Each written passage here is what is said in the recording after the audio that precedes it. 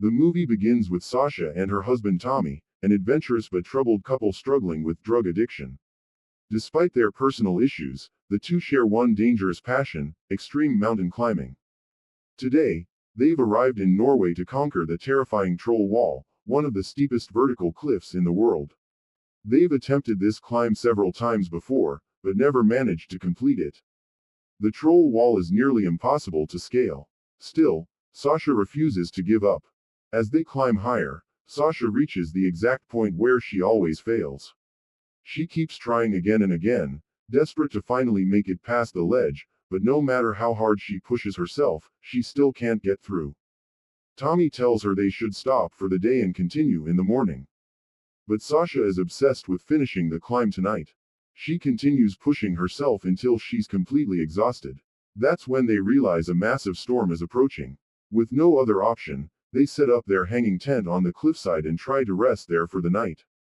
But Tommy feels uneasy. His lucky compass, something he always carries, suddenly stops working correctly.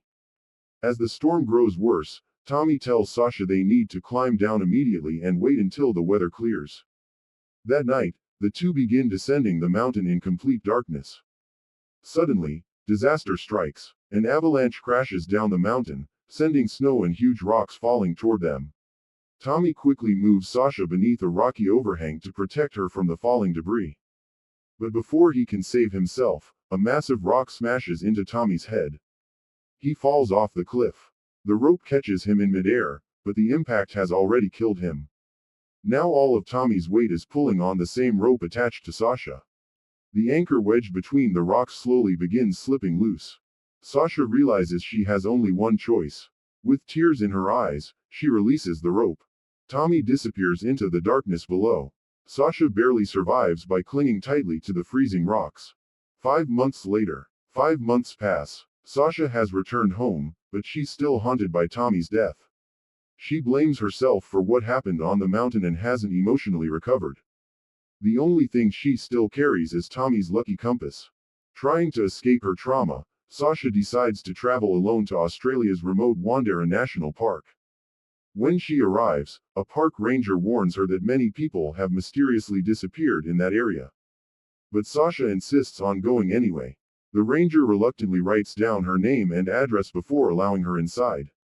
Later, Sasha stops at a gas station store where two hunters begin harassing her. Before things escalate, a strange man named Ben steps in and tells them to leave her alone. Ben sells dried meat at the station. The hunters back off, and Sasha thanks him by buying a pack of dried meat. Back in her car, Sasha notices her GPS isn't working properly, and she struggles to understand the map. That's when Ben approaches her again.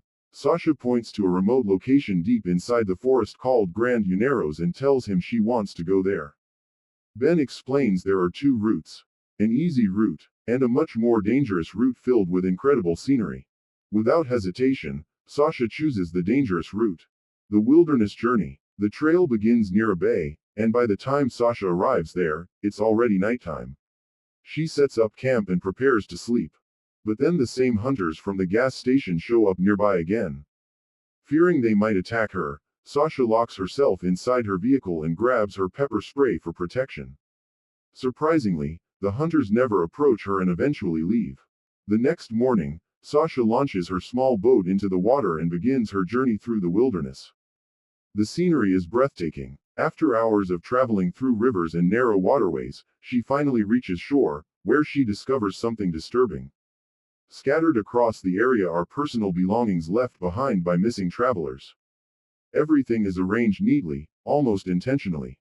Exhausted from the journey, Sasha decides to rest there for the night. Her clothes are soaked from the water, so she dries them, eats some of the dried meat Ben sold her, and falls asleep inside her tent.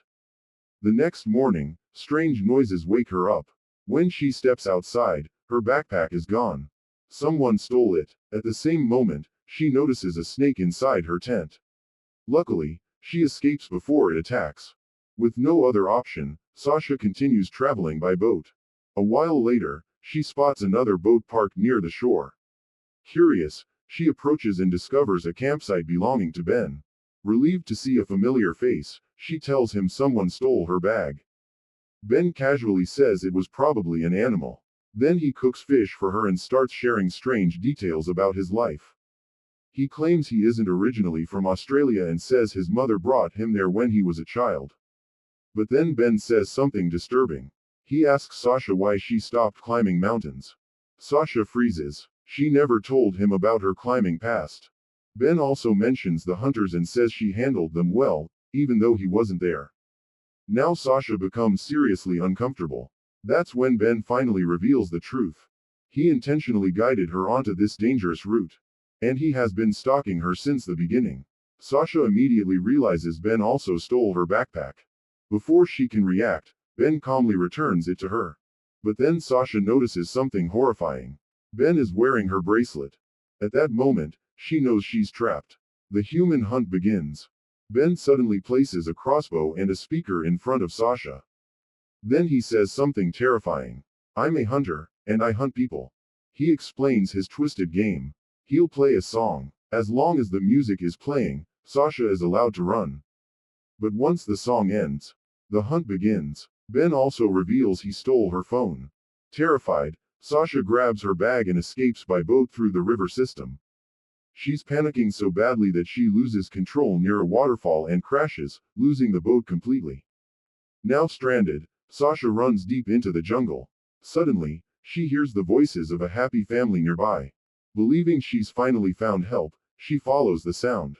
But when she reaches the source, she discovers it's only a recording playing from Ben's phone. Another trap. The recording belonged to a real family Ben once befriended, before murdering them all. Suddenly, Ben fires a crossbow bolt at her. Sasha barely escapes. But another arrow strikes her leg, badly injuring her.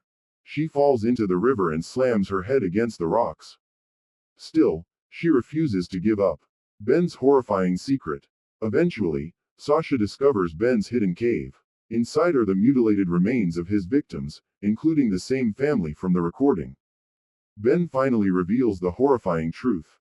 He follows the rituals of ancient cannibal tribes and believes every person he kills becomes part of him forever. Then he removes his fake teeth. Underneath are razor-sharp animal-like fangs he personally carved by grinding down his own teeth. Ben admits that his very first victim was his own mother. He moves closer to Sasha, preparing to kill her. But Sasha suddenly bites off part of his ear and jumps into the water to escape. Ben dives in after her and chains himself to her body so she can't get away. The powerful river current drags them both over a waterfall. Ben smashes into underwater rocks and loses consciousness.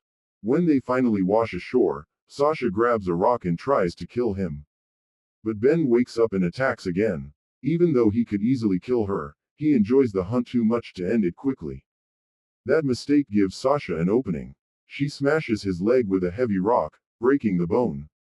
Both of them collapse from exhaustion. The final climb. The next morning, Sasha realizes there's only one possible escape route. A massive cliff. Since Ben is chained to her and his leg is shattered, he agrees to cooperate. He promises that if Sasha helps him climb out alive, he'll let her go free. But Sasha doesn't trust him. She straps him into her climbing harness and begins scaling the cliff. As they climb higher, Sasha secretly starts tampering with the rope hooks. Ben notices and yanks the rope violently, nearly pulling her down. Sasha pretends she was only checking the equipment. Eventually, she reaches a terrifying ledge almost identical to the one from Troll Wall where Tommy died. This moment changes everything. Sasha quietly loosens Ben's harness and secures the rope around a weak piece of wood.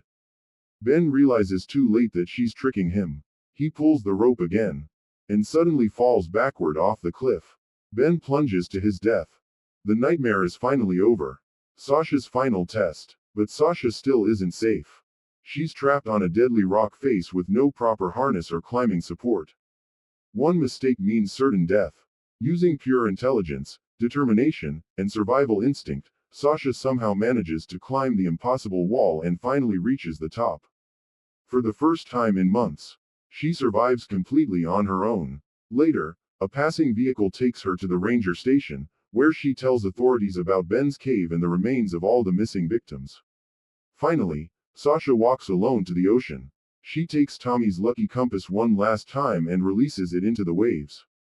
At that moment, Sasha finally lets go of her guilt and chooses to move forward with her life. And with that emotional ending, the movie comes to an end.